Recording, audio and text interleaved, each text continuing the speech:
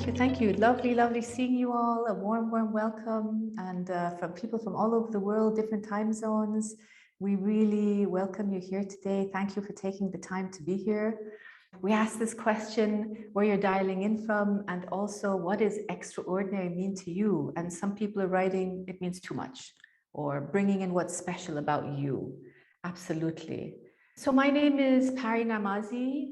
I am a managing partner at UNEPA, and UNEPA is a management consulting firm. My role is I'm an executive coach and a leadership facilitator. We're going to just talk a little bit about VGL. So VGL stands for Vienna Global Leaders. Some of you know us, some of you are new to us. It's a global leadership community dedicated to connecting, developing, and inspiring leaders. We run different things of programs, forum. We're launching our festival this year, which we'll tell you a little bit about. And it hosts experts and leaders to discuss leadership, to share best practices and challenge big picture thinking. So we have a little bit of fun today. We're doing things a little differently because usually I would be the person introducing Zamora and Ahmed. And as I mentioned, to me, they're both very, very special people. I've known them for several years and worked with them. So who would like to go first? Happy to go first. First of all, it's really a great pleasure and what an honor it is to be here, to be invited to be part of this session, and even more to do this session with you, Ahmed. You are an esteemed leader. And yeah, and without further ado, I'd like to get started on the introduction. Yeah, so I'm going to make it quick, and I always like doing the introduction with some visuals. So who is Ahmed? Ahmed, I hope you can see this, was born and bred in Egypt. Yep, I'd love to go there one day. It's on my list to do and travel. He is a foodie. Favorite dishes or cuisine? Let's see if that appears. Yeah, lobster pasta, Italian. Yeah, I love that too. And also Greek. I think here we have, and I only found out about this dish today. I think I've tasted it, so hopefully I have the right picture here, Ahmed. That's the minced meat kafta, and you particularly like this with cheese stuffing. Yeah. Now, Ahmed has 25 years of managerial leadership skills, and I think in the last 20 years, you've been working with a really delicious company, I must say, in the area of branding, sales, marketing. Just to give you a little bit of a hint, which company it is. Okay, I have two. Actually, I lie, I have a third one, but it did not survive, I have to say. It was too tempting. So you're doing a really great job with the marketing, and I just couldn't help myself. Yeah, I have no self-control over Snickers, so it's best to keep that away from me, but I think this will go today too. So Ahmed is working in Dubai with Mars Gulf. You've been there for over 21 years, and you're currently the general manager there. That's it. That was lovely. Thank you, Zamora. Really well done. I love that introduction. There's so many things I didn't know about Ahmed, the way you introduced him. So thank you for that. And just looking at the chat, a lot of people said the Snickers wouldn't have survived either. So too tempting, too tempting. Thank you for that introduction. And I hand over to Ahmed. So I wish that the COVID was a bit kind to me, so I'm done with the COVID. Today is my last day, so I would have been as creative as Zamora, but unfortunately, I'm a little bit less creative. So I'll try my best and my luck with my introduction.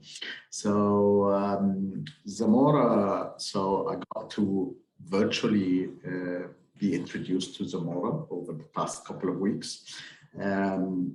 Interestingly, she comes from Asia, so she comes from Malaysia, to be very specific. She does not live in Asia currently. She lives in Germany, in and she's enjoying her time there. But she's bringing a mix of cultures and a mix of different opportunities to the world, and she's exploring a mix of different opportunities in the world. So beauty of COVID era is when you get virtually introduced to people, you try to find commonalities. So, first commonality is we both have the same passion for food. So again, she loves food. She loves traveling and exploring the world. So, but Zamora is more on the risky part, I'd say, or the more adventurous part of food. So Japanese cuisine is one of her favorites. Sashimi, to be specific, is really one of her best dishes. So you know when you meet Zamora face to face, where to invite her to lunch or dinner. And then also Italian food is common again between us. So this is also amazing. And truffle is a big thing for her. So truffle pasta. So again, whenever you meet Zamora face-to-face people, just make sure you have a choice of one of those two cuisines and make sure it's really nice so that you can get the best out of her. When it comes to the professional side, so she is someone who's into the field of finance, definitely, whether by education or by the types of jobs that she's done. Finance is not dull for anyone who's starting if finance is exciting or not. Finance is very exciting.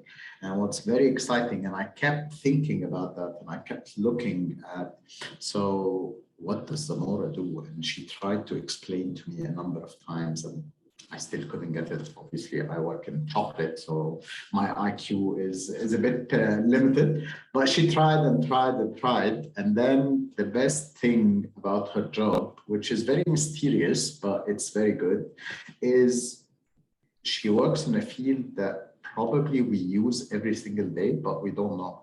And we have access to it every single day and we don't know. So she works in G&D. If you use cash, banknote, if you use credit cards, if you use identification, so your passports, whatever, go and have a look at them. You will find something J&D has to do with it. So she has a lot of information, guys. So just make sure that your information is right, or she will tell you. But I think they have a high level of safety and a high level of security, and they enable for us a lot of the new transactions and a lot of the new ones. So very happy to share today's hour with Zamora, and looking forward. She's been inspiring with creativity. That was so lovely. I mean, I love this idea of getting you to introduce one another. It was like, I learned so much about both of you.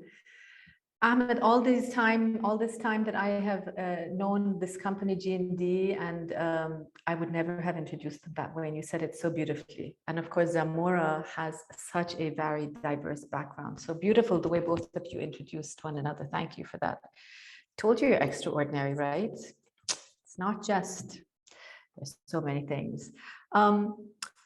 Again, a thank you to both of you for joining. I'd love to start this discussion with Ahmed and Zamora and ask you both, what does it mean to be extraordinary for you? I will start.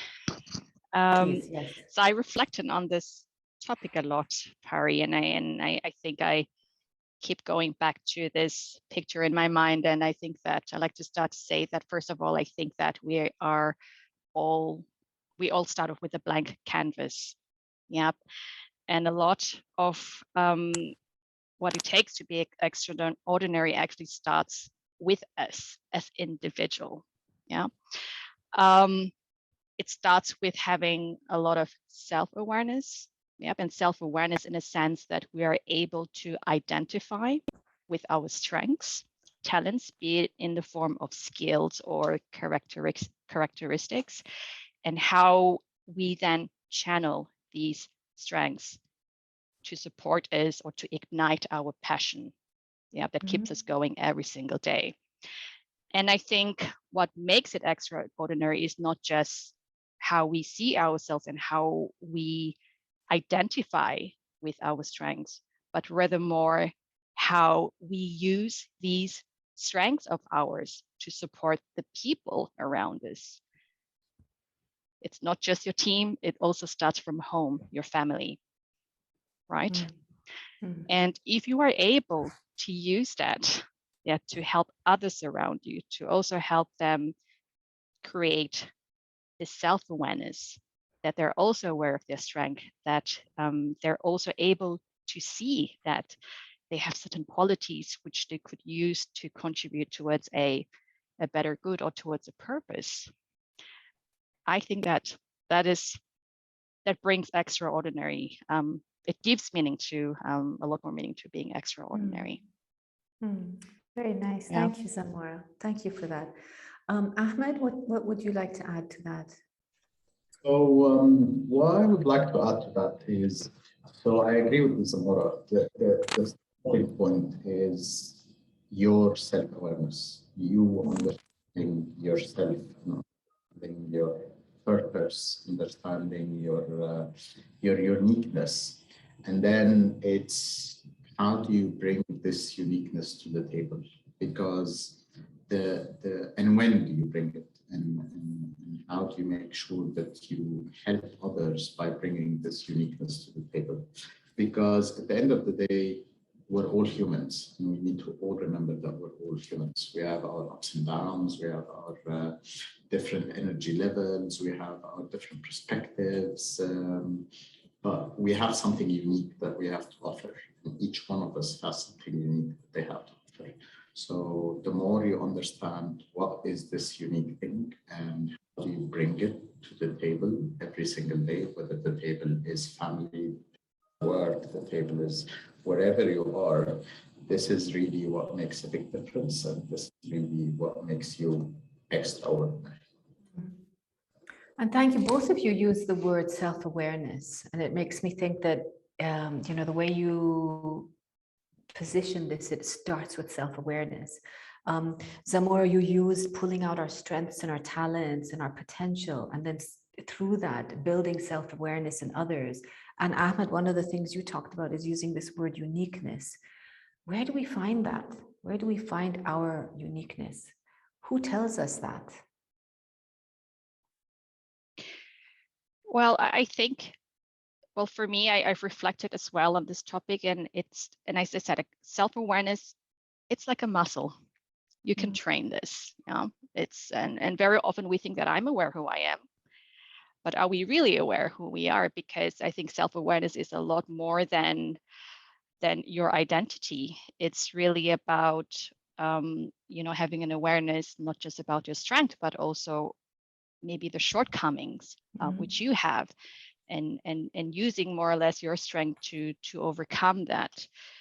And I think the self-awareness topic, this is really the voice here and here. Yeah, you need to connect that. Yeah, and this is something people don't do it often enough, because we're so caught up with one activity after the other. Everything is so fast-paced today. We have a tight deadline. I've got this commitment and that commitment, and we often do not spend enough time listening to that voice in us. And I think, of course, it's always good to have a sparring partner, people you trust, to give you your view, their view on who and what they think about you, where you could maybe do better, and what are your strengths. But more often, I think you have to also make the connection of what people are saying and whether that resonates truly with you as a person. So I think it's a good balance, but definitely not silencing the voice in you, in your head, in your heart, but listening to that a little bit more. And I think, as I said, self-awareness is really like a muscle. And I came to this conclusion only a few years ago when I started having conversations with myself. And I think this is something I would also highly encourage others to do, not every day, but from time to time at least. Yeah.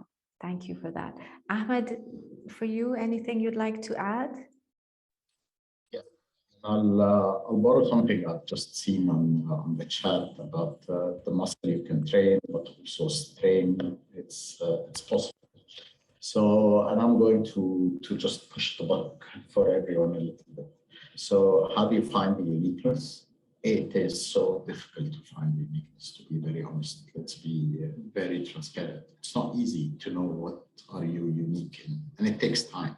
So maybe when you're young at the beginning of your life, you don't know what's your uniqueness, and you keep listening to others, you keep exploring. So there's a lot of exploration before you come to understanding that. There's a lot of back to the strain of the muscle. There's a lot of, no, I know it all. I can do it. Even if I'm not good at that, I'll try it. I'll practice it. People say I'm not the brightest, so I'll try to be the brightest.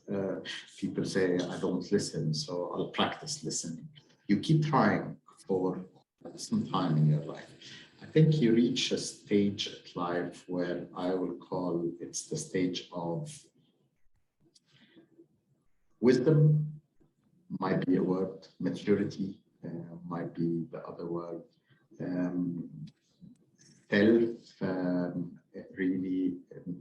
self-transparency and self-awareness. And this is the stage where you just say, you know what, let's step back, talk to yourself, like Zamora said, let's reflect, and let's really understand what can we really do and what can we really not do. Let's know ourselves, and let's know myself personally. What do I bring and what don't I bring? Be authentic about it, be genuine about it, be true about it. And I would say two things that have helped me tremendously and personally is one is that you communicate it to others when you reach the stage. So what is your uniqueness? What are you good with? What are you not good with? Communicate it to others. It helps because it removes any stories in their mind. It removes any malintentions in their mind when you communicate it ahead.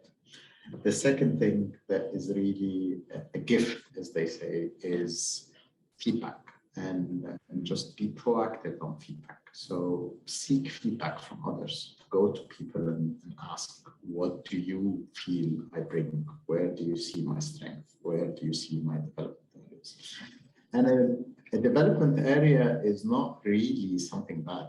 We usually, naturally, we tend to think it's something bad, but it's not something bad. It's something that you might want to train. So again, yes, if I practice something, my right hand is always going to be stronger than my left hand, but this does not mean that I should cut my left hand and get rid of it. It has use, but it will never be at the same level, no matter how hard I train it, but I should train it to be at an acceptable, bare minimum level, and then you can take it from there. So embrace feedback, I would say. Take feedback as a gift and accept it and see how you can move with it. Don't always take it in the negative part.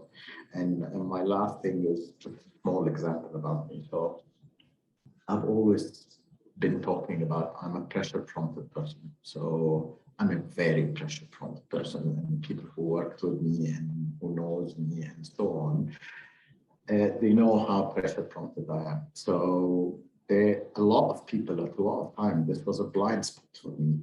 I'm very comfortable with it. I'm very okay with it. I don't miss deadlines, but I'll do it when I feel I'm comfortable. And this was a lot of irritation to a lot of people around me. It used to irritate the hell out of them. And the first one who's irritated is my wife, so who's a very planned and organized human being. And I never talked about that. I always took it for granted. When I started communicating ahead of time to people that I'm a pressure-prompted person, that this is how I work and this is how I do. At the beginning, I have to be honest, I kept trying and I got all those lovely fancy to-do things and iPads and all different technology to help me. I failed miserably. This is who I am. So just when I make it clear to people and when I make it, I communicate it ahead of time. one, it helped me a lot to be better understood. Two, it helped me with managing expectations. And three, it became less frustrating to people in front of me. So now people accept what I can bring and what can I not bring. So if you want to plan something ahead of time, don't come to me, go to someone else. And there is someone who can do it better. This does not mean I'm not good, but someone else will do it much better. Yeah, and it's thank you, Ahmed. It's like it's you, as you say, exploring what this is, what your uniqueness is for you. What are the qualities you bring? Part of that, you know, with your example over here is I might not be good at, you know, under pressure. So, but you learned how to take it into a strength, how to change that to your advantage, but also by communicating. So I loved how you also shared those tips. There have been lovely things coming up in the chat box. I'll just read a few and some questions. The questions I'll take at the end. So it's bringing in what's special about you, listening, responding, inspiring others, creating a psychologically safe place for everyone to perform at their best. Extraordinary means to me helping others to shine. It sometimes is subjective. It means being fully committed and sincere about whatever you do and to whoever you serve. It means an end of a scale. It could be extraordinary good and also bad in whatever you look at. Nowadays, it means to keep a peaceful, pacifist attitude in my environment, no matter what happens and how different opinions might clash. Try to help reconciliate people. And other comments keep coming up. Being extraordinary is being ourselves. In every aspect we live, it has a lot to do with awareness, strength, successes, resources. And very, very nice. More things coming. There's some questions over there. I'll hold on to the questions till later. And I'd love to get this feedback from you, Zamora and Ahmed. What, maybe you can share a story of your, maybe an extraordinary leadership story, either a story of failure, of vulnerability, of courage. What were the qualities that you have seen when you call and recall that someone is an extraordinary leader? I mean, for me, this maybe goes back, well, 11 years ago now. Actually, when I started my journey with G&D, that's also giving away how long I've been with the company now. I had basically no experience in manufacturing back then, but I interviewed for a position in a manufacturing and a production facility. It was a very unique interview process, I would have to say. I had a managing director back then. I think maybe one or two of you in the call know him. I see some very familiar colleagues from G&D, Martin Wenzel. Yeah. I was competing against candidates with hardcore production experience, and I had none. I came from a consulting background. And he took a leap of faith in me, and he simply said, I'm not looking for someone who's excellent on paper or who has had 20, 30 years of experience. I'm looking for someone who has qualities which can be developed and who can grow. And he never, even though there were people challenging him and questioning his decision, and sometimes even myself back then, he never gave up on me and he never questioned his decision. Yeah, he gave me a vision. Yep, what he was looking for and how he think my qualities could get me there. Of course, there were challenges, but the point is, when I talk about leadership, you know, he was very clear on his decision. He knew what he wanted and he looked at qualities, strengths of individuals, and that helped me discover my qualities as well. And it only takes one person to believe in you. Honestly, you don't need the whole world or everyone around you to believe in you. But if you have one person who truly believes in you and who's fully behind you, I think that is a quality, I think, which still inspires me up till today. Never giving up, believing in me, taking the chance, giving me a vision, and who knew that, as you said, Ahmed, I come from Malaysia, even a little town in Malaysia, Borneo, Kota Kinabalu, Sabah. Who knew that I would one day make it to headquarters, even reporting directly to the group management team. And it only took one person who believed in me and who created this opportunity for me and who pushed me all the way through. And I think that is a quality in a leader, which I think is extraordinary. Yeah, it's just something I wanted to share. That was really lovely. Thank you, Zamora, for that. And you know, I loved you said it only takes one person to believe, just one person, and they open somehow so many doors. Absolutely, right? Absolutely. I'd love to just get this is just off the cuff, but this one person, what would you say to him? We're still in contact, and I very often when I'm moving forward in my career, I always ask myself, how did I get here? And I think it's really important that you always reflect and also be grateful for the people who supported you along the way. So I'm still in contact, and from time to time, of course, I tell him how much he has supported me and what opportunity he's created for me, to also remind him, of his greatness. Yeah. Thank you for sharing that. Ahmed, how about you? I'd love to hear extraordinary leadership, a story, anything, which, you know, what's important to you there? Yeah, so again, looking at the chat and just reflecting back, extraordinary leadership, my story would be building on a couple of things that I now personally have become aware of myself, and just reflecting back and understanding some of them even better. So I would say the first thing that comes to my mind is putting things in perspective, and when I go through my story, you will understand. And then the other thing is about really believing in progress versus perfection.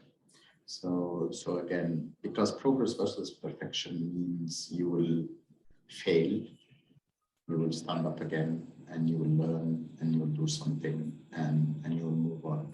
And even 70% good is better than keep trying to be 100% and not doing anything about it. And last but not least is a question I kept asking myself a lot, which is, so what do I really love about anything I do? What do I really wake up every morning to really go and do? Is it about selling chocolate? I'm sure 100,000 people can sell chocolate much better than me. Is it about that I'm the brightest? No, I'm not. I'm sure there are thousands of people who are brighter than me in Mars and have done better careers in Mars than myself. But I really, when I dug deep, it's about underdogs, I'll call it. It's about, I love leashing the full potential of underdogs, and I love really playing the role of leashing the full potential of underdogs. I love sports, and my story goes back to a few years back. I was in Saudi Arabia, one of the toughest assignments I had to do with Mars in a very tough environment. And the story has changed my life, or the whole journey has changed my life. And the change had to start with a complete breakdown. So overworked, overstressed, horrible habits, eating, living, everything. So I physically had to break down, and I physically was not okay, to an extent that even the big personal events that were happening in my life at that time, so I lost my dad around that time, I didn't even allow myself time to breathe. And I wasn't realizing that all this was happening around me because I was so entrenched into what I'm trying to solve. And I was not solving it, to be very honest, and I was not delivering. And it came to a point where I was just sat down and I was told, you know what, you're not doing what we expect you to do, and you're heading towards failure. And we're just telling you that we still believe in you, we still have confidence. So like Zamora was saying, there was someone out there who still had confidence in me, had belief in me, but he was very honest, and he was saying, you're not getting to where we are or where we want you to be. And the most thing is when I allowed myself time to really reflect, it changed, the perspective completely changed. At the end of the day, being extraordinary is all about getting your best every single day, making sure that you are there every single day and you're giving it your best. At the end of the day, this best might not be the utmost thing, but at least you're trying, and at least you're progressing, and at least every day you're doing better than the day before. It changed my life completely. It changed who, it changed my lifestyle, it changed how I live, it changed how I'm approaching things, and it changed my my perspective to things. And I was able to accept failure better. I was able to accept that there are certain things that will not happen. I was able to accept that there is a point in time where you know that this is the mountain, and then maybe someone else needs to come and carry it to the next stage. And that's that. And the biggest thing for me throughout this journey back to the underdogs is the team around me. So the people I've selected with me on this journey was the most amazing thing. Again, thinking about them in the same exact way, thinking about them in that they might not be the best in everything, but this is why I need them on this team. They have a role to play, and this is what I want to unleash out of them.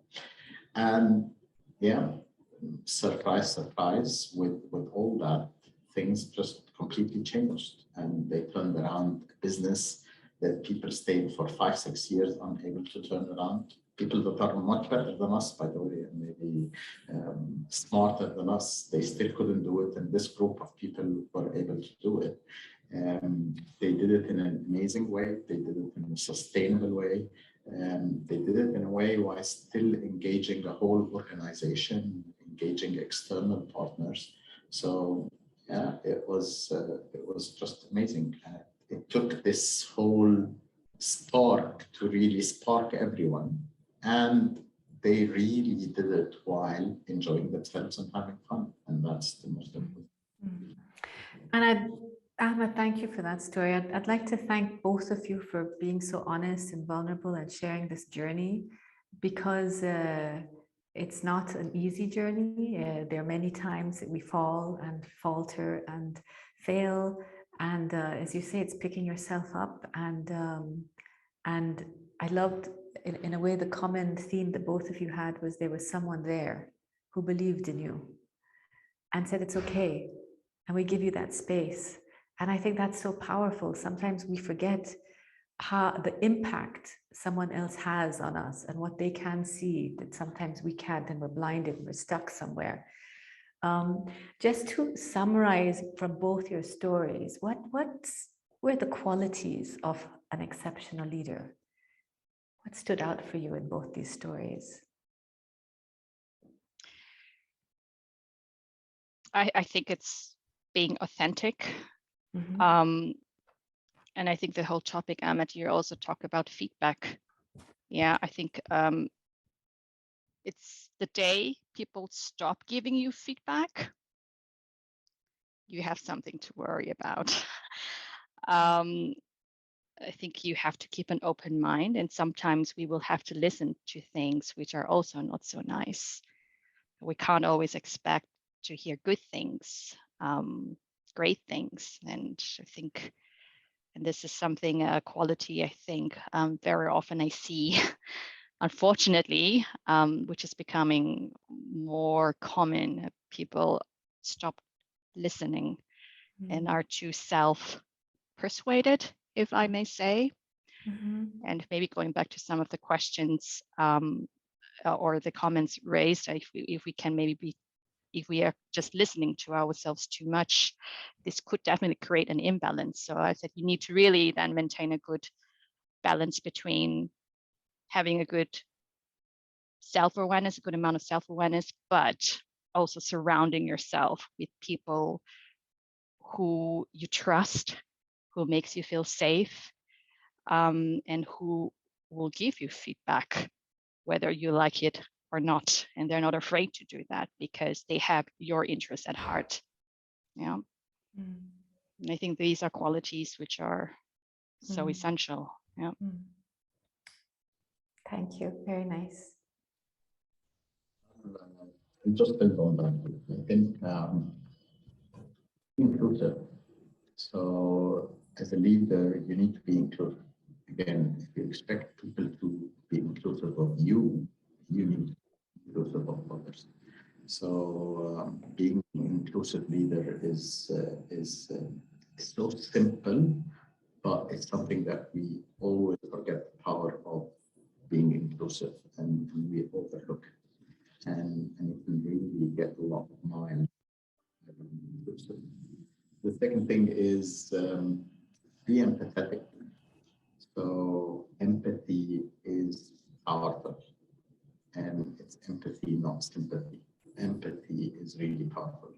Back again, we're all ordinary humans. If you want us to do extraordinary things, you need to be empathetic, because empathy is really what will drive you to the area between ordinary and extraordinary. And with that, be a caring leader. People have a lot that's going on in their lives, and have a lot that they have to deal with, and have a lot that happens every single day. Be caring. It makes a big difference when people feel that you're really caring versus that you're treating them like boxes or machines or just a number in the whole equation. We are not another number in the whole equation. No, we're not. We're much more valuable than that. So be caring. Take a minute. Take a few minutes. It's all what's needed. Just a few minutes to make sure someone is okay. You will get miles out. Yeah, thank you. Thank you for that. I mean, just picking up authentic feedback, inclusive, empathetic, caring, listening. And I know these are words we know, but somehow it just, we struggle to really create a culture there. And that's part of what we'd love to explore at the festival, that what do we need to do really? We know these words, we know how important this is, we know the impact a good leader can have on us, and we know the impact a disruptive leader can have on us, and how much damage can be caused. So what's that space over there? What do we have to do as our call to action?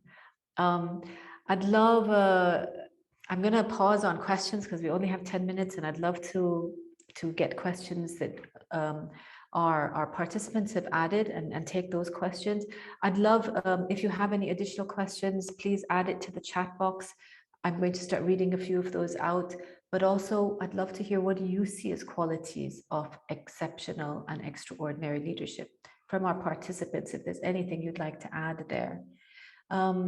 Zamora and Ahmed, taking questions from our participants. Let me see. There was an interesting question about the muscle that we're training. But what happens if we strain that muscle? Is that also possible? So this was the discussion we had about the self-awareness muscle, that we train it. Well, what was an interesting question. Vincent asked this. What happens if could it also be strained? Is it possible? Does anything come up for either of you? It's possible. If you go to the gym and you work on any other body parts, or if you exert yourself, you can strain any part of or any other body parts. It's no difference. No different to self-awareness. And I think the key again is to not focus only on having this self-conversation with yourself, to really have a balance, and again, to really find this harmony, and also seeking advice and to do reflections, and to reflect on in these topics and how you perceive yourself or certain topics with a trusted partner. And I think, and that's always important, that you're not always trying to reflect on this or internally, that you have to deflect on this at some point, and also to seek advice and feedback from the people you trust. Mm-hmm. Thank you, Zamora. Yeah.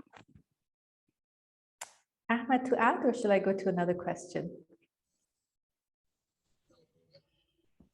And I'll just say one thing. Recovery is an important part of building muscles. So when you train muscle, That's true.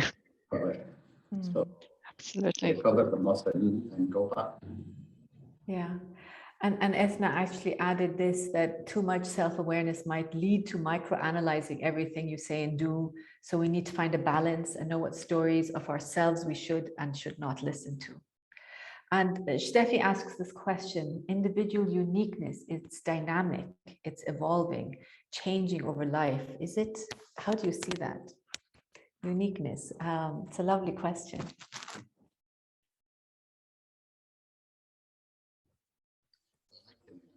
I can thought on that. I think evolves is the word that really resonates with me.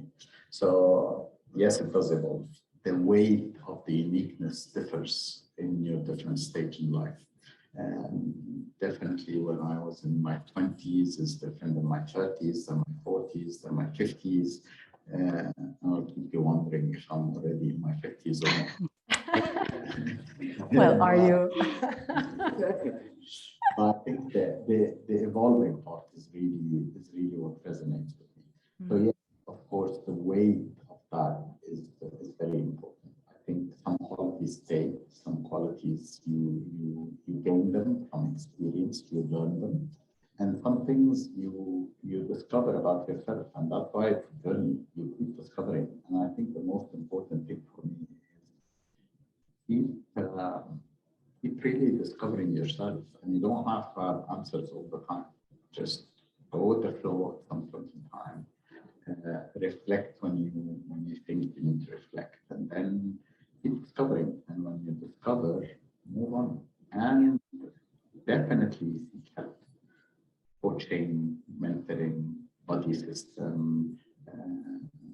A lot of people can really help you out there and really unleash your uniqueness.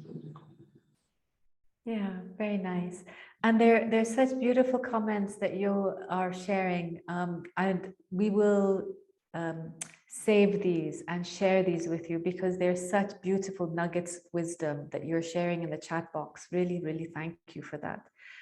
Very, very beautiful, very powerful, each of your own stories of what extraordinary means. Megla asks another question of, I read somewhere that an extraordinary leader listens more than they speak. What do you think about that? I wouldn't say they listen more than they speak, but I think it's important to listen first before you speak. So we have to get the sequence right here. Yeah. And there has to be a balance, and you can't listen to every single comment, complaints, and but you have to create space to listen first before you react. And this gives you time to digest the information. Yeah. And also not say the wrong thing. I think it's very important that we don't create an environment where it's only a monologue. And we really promote it's this feedback culture constructively, and that really starts first with active listening. Yeah, but that's we could also do a whole other session on this, I believe. Yeah. So I think listen first, carefully, tentatively, and then speak. Mm-hmm. Yeah. I think on my side, one of the most amazing things I've been finding out in the past years is this whole idea of, are you really listening, or you think you're listening? And the difference is, are you listening to listen, or are you listening to answer? A lot of us, when you build the years of experience, you are listening to answer, you're not really listening to understand. And that's a big, big, big problem for us as leaders, and for all of you as leaders, if you're just listening to answer. Because at this stage in life, yeah, and you think you know it all, you think you've been through all the different experiences, you think that I'm the leader, I have to inspire, I have to know all the answers, I have to. So I'm listening to answer, so I don't listen to all of that. I don't think this is the right thing. Really listen to understand, be curious, and then really then speak. Because if you're listening to just answer, guess what? A 22 years old who just came into the world and who has a lot of years, one, you will not understand a lot of things they are saying. Two, you block them and frustrate them, while they can be coming with amazing stuff. So if you really truly want to be inclusive, listen to understand. And no one has all answers. It's okay to say, I don't know, or I might be wrong, or someone else can do it better. Just like to maybe add to that, Ahmed, actually, I learned the beauty and power of listening through parenting. I have 2 little kids, yeah. And I think in the beginning, I'm always telling them what's wrong and how they should behave. And it was a monologue. And one day, my kid, when she was old enough, she said, you know what? Or even the little one for that matter, that's a smart little cookie, that one. She said, you're always coming to a conclusion without even first asking me, why am I behaving in such a way? Why did I do that? Why did I say that? You're just assuming. So this was quite an awakening for me. It really starts from home, and it's not just about your team and the people around you. And I reflected on that. You know, if you really want to listen, you have to do it. It has to be part of who you are. Otherwise, it doesn't come naturally. And such powerful stories, both of you. Zamora, thank you for also sharing that. It you know, from our parenting side of it. And it just reminded me that we also have to be open to that, because sometimes if we're not reflected, if we're not open, we miss all of those cues and it goes above our head. And such a good point, Ahmed, about listening, you know, really being able to listen to what's being said. I'm happy my husband is not on this webinar, because he would have a lot of things to say about that. And it does remind me that how important the listening skill is, right? We all think we listen, but there are different levels of listening. We have 3 minutes, and I'm going to be punctual and stick to time. I'd love to ask both of you, firstly, brilliant, fantastic, the comments from everyone as well, really appreciative of your nuggets, your wisdom, your time, your experience, sharing all of this with us. And you've given us so much to think about, as well as the participants. You've given us so much information, comments, and your own nuggets. We will capture this. We will make a recording of this and share this with you.